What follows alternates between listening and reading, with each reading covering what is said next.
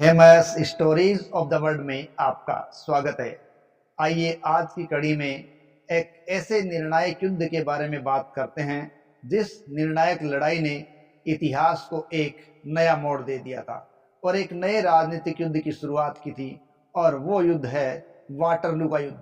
Waterloo के युद्ध ने 23 वर्षों के निरंतर युद्ध का अंत कर दिया था और ये संघर्ष सितंबर 1792 में वाल्मीकि लड़ाई के साथ शुरू हुआ था।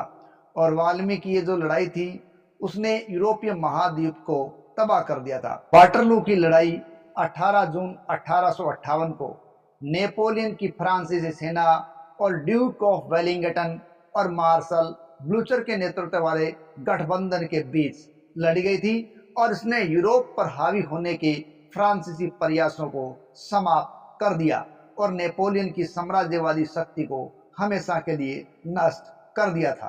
1815 में मार्च में निर्वासन से भागकर वापस सत्ता में आया था और आक्रामक हो गया और अब वो यूरोपीय सेनाओं के गठबंधन को तोड़ना चाहता था जो उसके खिलाफ खड़ा हो गया था। दो सेनाएं थी, पर्सिया की सेना जिसका नेतृत्व फील्ड मार्शल गेबर्ट वन ब्लूचर कर रहे थे और एंग्लो एलाइंड सेना जिसका नेतृत्व field marshal Duke of Wellington कर रहे थे। ये दोनों सेनाएं नीदरलैंड में एकत्रित हो रही थी। संख्या में वे फ्रांसीसी से बहुत ज्यादा थे, इसलिए नेपोलियन के लिए सफलता का ये सबसे अच्छा मौका उन्हें अलग अलग रखना और हर एक को अलग अलग हराने में था। और उसने 15 जून को सांब्रे नदी पार की और बेल्जियम में प्रवेश करके अगले दिन उसने पर्सिया को लिल्ली में हरा दिया। उसी दिन वेलिंगटन ने क्वात्रे ब्रास के चौराहे पर एक अलग फ्रांसीसी हमले को विफल कर दिया। हालांकि लिग्नी में पर्सिया की हार का मतलब था कि उसे भी पीछे हटना ही पड़ेगा। नेपोलियन की मुख्य सेना द्वारा पीछा किया जाने पर तो वेलिंगटन वाटरलू गांव की ओर पीछे हट गया। फ्रांसीसी लोगों को पता नहीं था कि पराजित पर्सियाई अभी भी अच्छी स्थिति में थे। वे वेलिंगटन की स्थिति की और उत्तर की ओर पीछे हट गए और उसके साथ संपर्क बनाए रखने में वो सक्षम थे। 48,000 सैनिकों वाली पर्सियाई सेना अनुभवी और पेशेवर थी जो लिग्नी में अपनी हार के 48 घंटों के भीतर पुनर्संगठित होकर वाटरलू जाने में कामयाब हो गए थे। फ्रांसीसी सेना के पास नेपोलियन के रूप में सबसे महान सैन्य कमांडर था। वह अपने वफादार सैनिकों से प्यार करता था, अपने दुश्मनों से घृणा करता था। सभी उससे डरते थे, उसका सम्मान करते थे। उसकी सेना में वे अनुभवी सैनिक थे जो निर्वासन से लौटने पर उसके पक्ष में एकजुट हुए थे। वाटरलू में नेपोलियन के पास 72,000 सैनिकों 246 बंदूकें थी। वेलिंगटन ने यह भी स्वीकार किया कि युद्ध के मैदान में नेपोलियन की उपस्थिति से उसके सैनिकों के मनोबल पर बहुत गहरा असर पड़ा था। वेलिंगटन ने अपनी सेना को माउंट सेंट जीन पहाड़ी के किनारे खड़ा किया। ज्यादातर सेना पहाड़ी के पीछे थी ताकि तोपों से और दुश्मनों की नजरों से वो बची रह सके।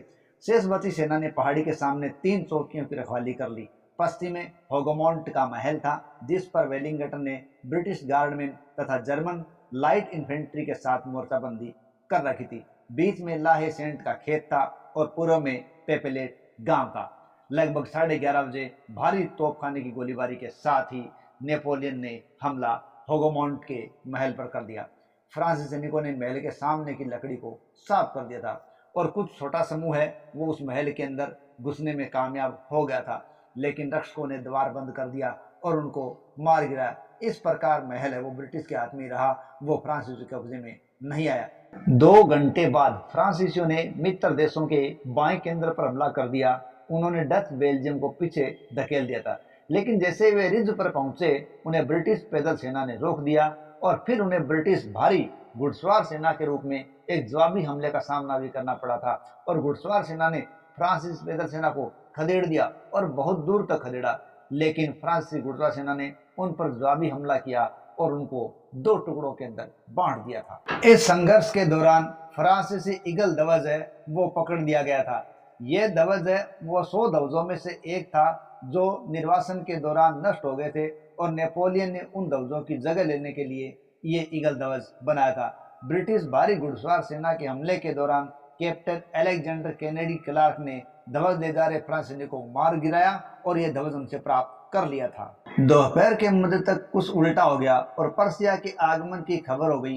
और पर्शिया के आगमन की खबर ने नेपोलियन को अपनी दाईं ओर एक रक्षात्मक रेखा बनाने के लिए मजबूर कर दिया था। परंतु इसके बाद यह मानते हुए कि मित्र राष्ट्र पीछे हट रहे हैं, फ्रांसीसी घुड़सवार सेना ने वेलिंगटन के दाहिने केंद्र की पैदल सेना पर हमला कर दिया, जिसने की एक चौकोर रेखा पहले से बना रखी थी। हालांकि हमले के लिए और अधिक घुड़सवार सेना को भेजा गया, लेकिन गीली जमीन की वजह से फ्रांसीसियों को परेशानी हो गई और वे ब्रिटिश चौकियों पर कोई प्रभाव नहीं डाल पाए, जो तोपखाने की आग से हताहत होने के बावजूद मजबूती से डटे हुए थे। और इसी बीच पर्सिया के सैनिक नेपोलियन के दाईं ओर लगातार आते रहे, जिनसे उनकी स्थिति को स्थिर करने के लिए और अधिक सैनिकों को भेजना पड़ा था। शाम करीब 6 बजे तक फ्रांसीसियों ने लाहे सेंटे पर कब्जा कर लिया, जिससे वेलिंगटन की स्थिति एक बार तो कमजोर हो गई थी। भीषण गोलीबारी के कारण वेलिंगटन का केंद्र ढहने के कगार पर आ गया था। फ्रांसीसी कमांडर मार्शल ने अपनी बढ़त को बढ़ाने के लिए और सुदृढ़ीकरण करने के लिए कह दिया, लेकिन नेपोलियन ने पहले पर्सिया से प्लासेनोइट गांव को वापस लेने के लिए सेना भेजने का एक फैसला किया।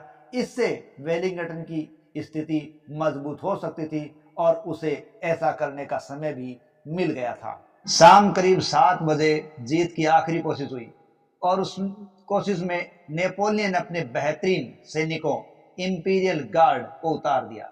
वे होगोमोंट और लाहे सेंट के बीच की पहाड़ी पर चढ़ भी गए, लेकिन उन्होंने वेलिंगटन की सबसे मजबूत जगह पर हमला करने का फैसला कर लिया। ब्रिटिश गार्डमैन और लाइट इन्फेंट्री की भीषण गोलाबारी के कारण इंपीरियल गार्ड रुक गया, डगमा गया और आखिरकार इंपीरियल गार्ड टूट गया।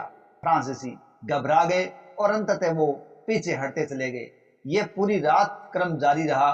पर्सिया की घुड़सवार सेना ने फ्रांसीसी सेना को परेशान किए रखा। नेपोलियन ने लगभग 40,000 लोगों को इस वक्त तक खो दिया गया। नेपोलियन के बहुत से लोग घायल भी हुए और बहुत से लोग पकड़े गए और यहाँ से नेपोलियन भाग गया। नेपोलियन भागकर यहाँ से पेरिस पहुंचा और उसने पुनः अपने आप को मजबूत बनाने का प्रयास किया था, लेकिन वाटरलू की इस हार से नेपोलियन अपने लोगों और अपनी सेना की नजरों से अब गिर चुका था, इसलिए उसे अब उनका साथ नहीं मिल पाया था और वो कमजोर पड़ चुका था। लेकिन नेपोलियन की इस हार ने एक बड़ा ही परिवर्तन ला दिया। नेपोलियन है, उसने पेरिस पर पुनः काबिज होने का प्रयास किया, लेकिन वो 7 जुलाई को पकड़ा गया, क्योंकि पेरिस में मित्र राष्ट्रों की सेना ने प्रवेश किया और उसे पकड़ करके दक्षिणी अटलांटिक में सेंट हेलेना द्वीप पर शेष जीवन बिताने के लिए भेज दिया गया और वहीं 1821 में उसकी मृत्यु